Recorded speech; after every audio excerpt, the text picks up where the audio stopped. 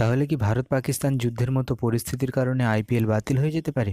বন্ধুরা, আজ আমাদের সশস্ত্র বাহিনী অপারেশন সিন্দুর চালু করেছে এবং সবাই খুবই গর্বিত। কিন্তু পাকিস্তানের দিক থেকেও পাল্টা মন্তব্য আসতে শুরু করেছে। তাই আইপিএল ঘিরে কিছু সন্দেহ উঠতে শুরু হয়েছে যে এই টুর্নামেন্ট কি চলবে নাকি এটিতে বিরতি দেওয়া হবে।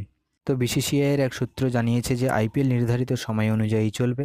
আমরা পরিস্থিতি পর্যবেক্ষণ করছি এবং পরিস্থিতির উপর নির্ভর করে সিদ্ধান্ত নেওয়া হবে। কিন্তু এখনও পর্যন্ত সব কিছু স্বাভাবিকভাবেই চলবে। তবে একটা জিনিসে পরিবর্তন আসতে পারে, তা হলো পাঞ্জাব কিংসের ম্যাচের সূচি। তাদের বর্তমান হোম গ্রাউন্ড হলো ধর্মশালা এবং সেটা সীমান্তের কাছাকাছি অঞ্চলে অবস্থিত। সেই বিষয়ে রিপোর্ট আসছে যে আগামীকাল পাঞ্জাব ও দিল্লির ম্যাচটি নির্ধারিত সময়েই হবে, কিন্তু মুম্বাই ইন্ডিয়ান্সের সঙ্গে পাঞ্জাবের যেই ম্যাচ ছিল সেটা স্থানান্তরিত হতে পারে। জানা যাচ্ছে সেটা সম্ভবত ডিওয়াই পাটিল স্টেডিয়াম বা ব্রাবন স্টেডিয়ামে হতে পারে। এর কারণ হলো চণ্ডীগড় ও আশেপাশের এয়ারপোর্টগুলো বর্তমানে নিরাপত্তাজনিত কারণে বন্ধ করে দেওয়া হয়েছে এবং খেলোয়াড়দের যাতায়াতে বেশ সমস্যা হতে পারে। তবে এখনও কিছু পাঞ্জাব কিংসের ফ্যান এই রিপোর্ট দেখে খুশি নয়। মানুষ প্রশ্ন তুলছে যে এই ম্যাচ মুম্বাইয়ের হোম গ্রাউন্ডে কেন করা হচ্ছে?